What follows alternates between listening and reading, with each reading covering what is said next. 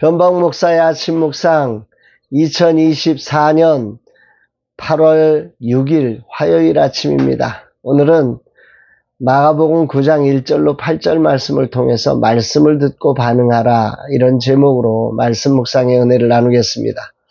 어제 중보기도 세미나 교재를 일단 넘겼습니다. 다시 보면 수정할 것 천지인 부족하고 흠투성이 교재지만 9월 개강에 사용하려면 어쩔 수 없이 이제는 넘겨야 하기에 원고를 마감했습니다.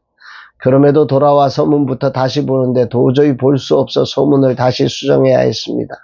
서문은 조금 더 손을 봐야 할 듯합니다. 웨이브리즈 플랫폼 개발을 위한 새로운 직원의 몸부림이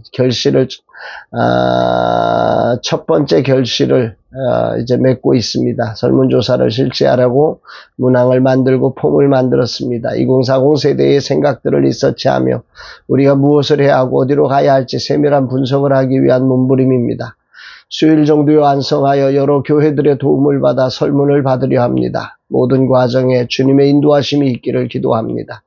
어제 교재 원고를 넘기고 오후에 그동안의 숙제였던 사무실과 로비를 청소했습니다. 그간 바쁘기도 했고 팔도 아파서 청소하지 못했던 부분을 오랜만에 했습니다. 원고를 넘기고 바닥을 보니 선교회가 청소를 하지 않은 지가 오래돼서 정말 지저분했고 청소를 하고 나서 그 깨끗함을 보느라면 참 행복이 있습니다.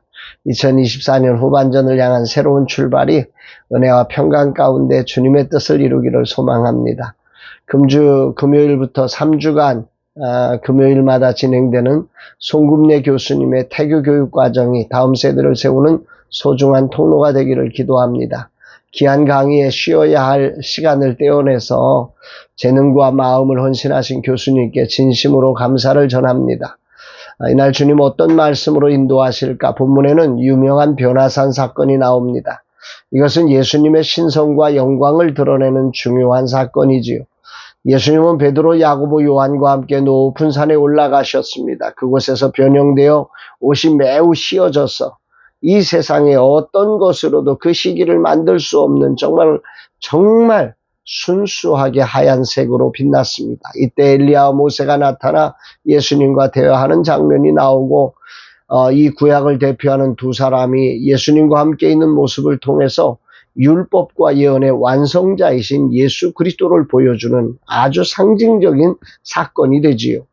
예수 그리스도, 그분은 하나님의 아들임을 제자들에게 각인시켜 주시는 매우 소중한 장면이었습니다. 이 영광스러운 장면에 매료되어 옆에서 지켜보던 베드로가 그 성품대로 가만히 있지를 못하고 갑자기 분위기를 깨면서 끼어들어서 외칩니다. 5절이지요.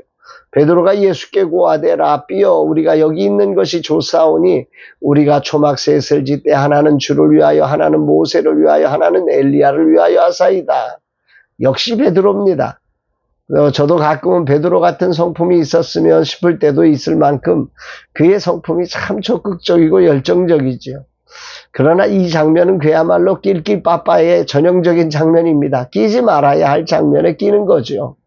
그래서 성경은 이 장면에 평가를 남겨두고 있습니다. 6절, 이는 그들이 몹시 무서워하므로 그가 무슨 말을 할지 알지 못합니다. 무슨 말을 할지 몰라서 했던 소리였다, 이렇게 이야기를 하는 거죠.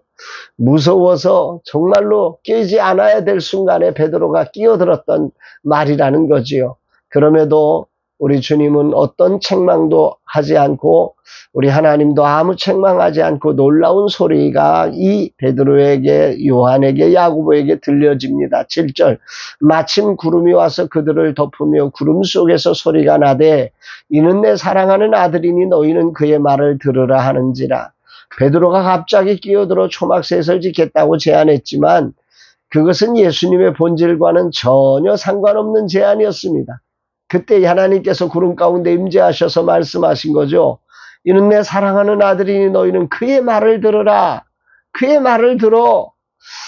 변화산 사건의 핵심은 예수님의 신성과 인성과 그 영광을 보여주는 것입니다.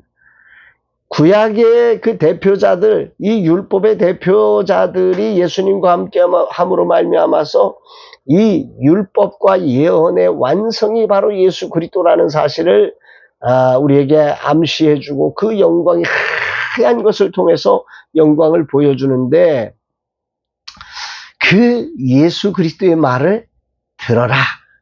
이 놀라우신 메시지를 낄 때 못 낄 때 분간 못하는 이 베드로에게 들려주신 것입니다. 오늘 아침 이 말씀이 참 울림 있게 들려집니다. 정말 너희는 그의 말을 들으라는 이 말이 저에게 큰 울림으로 들려지는 아침입니다. 제자의 진정한 자리 뭔가 생각해보면 그런 거예요. 예수님이 누구신지를 알아야 합니다. 율법과 예언의 완성이신 예수 그리스도. 그분의 영광이 그 세상의 어떤 것으로도 표현할 수 없는 그 영광을 가지신 그분이란 말이죠. 그분이 어떤 분이세요?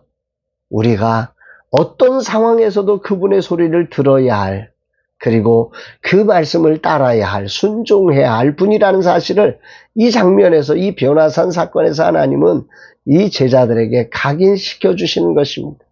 자신의 감정을 따라 초막셋을 짓는 것이 중요하지 않고 그 말씀을 따라 행하는 것이 제자도의 핵심이다 가르쳐 주신 것입니다. 돌아보면 주님의 제자로서 나는 주님의 말씀을 들으려 하지 않고 무언가 내가 멋진 초막을 지어드리려는 베드로의 심정이 많았다는 것을 알게 됩니다. 지금 제자들은 주님이 고난을 겪고 죽임을 당한다는 소식에 많이 당황하며 그 말씀을 듣지 못하고 있었습니다. 그들은 자신들이 무언가를 더해서 주님의 고난을 면하게 해드리겠다고 그들의 의지와 충성을 보여주려고 했습니다. 그러나 주님이 원하시는 자리는 그것이 아니라 말씀을 먼저 제대로 듣는 것이었습니다. 자신이 뭔가에서 업적을 남기는 것이 아니라 주님의 소리를 듣는 것이 먼저라는 거지요. 진정 우리의 모든 업적은 주님의 소리에 대한 반응이어야 합니다. 이것은 이 땅이 기억하는 것이 아니라 하늘의 하나님께서 기억하시는 사건이라는 거지요. 참으로 중요한 장면입니다. 오늘 정말 나의 후반전 진실로 이 말씀을 가슴에 꼭 새겨봅니다. 내가 주님을 위해 무언가를 제대로 해서 업적을 세우려는 몸짓이 아니라 이제는 주님의 말씀을 제대로 듣고 그 말씀에 반응되는 그런 삶이 되기를 결단해 봅니다. 주님, 이 종이 당신의 말씀을 듣기에 연약합니다. 종의 길을 열어주사 당신의 말씀을 알아듣게 하시고 그 말씀에 반응하는 삶이 되게 하옵소서. 내 삶이 베드로처럼 주님의 말씀을 듣지 않는 열정이 되지 않게 하시고 오직 주님께 반응하는 삶으로 하나님 앞에 기억되게 하옵소서 고백합니다. 사랑하는 여러분, 여러분들도 비슷하시죠? 뭔가 주님을 위해서 내가 뭔가 업적을 만들고 뭔가 열심히 뭔가를 해보고 싶은 마음이 더 앞장서는, 그래서 예배 시간에도 내가 뭔가를 해야만 하는 그런 것에 보람을 느끼고 그런 것에 가치를 부여하려고 하는 마음들이 우리 안에 있습니다. 그 마음이 참 소중하고 아름다운 것입니다만은, 그러나 제자도의 핵심은 그거 이전에 그 일의 동인, 오늘 그 일을 하나님의 말씀으로 반응된 일이었느냐라고 하는 사실을 우리가 다시 한번 점검하면서 주의 음성을 듣는 일에, 주의 말씀에 순종되는 일에 온전히 자기를 부인하고 따르는 너희는 그의 말을 들으라. 이 말씀을 가슴에 안고 오늘도 주의 말씀을 듣고 행하는 거룩한 삶 되기를 주의 이름으로 축복합니다. 사랑합니다, 여러분.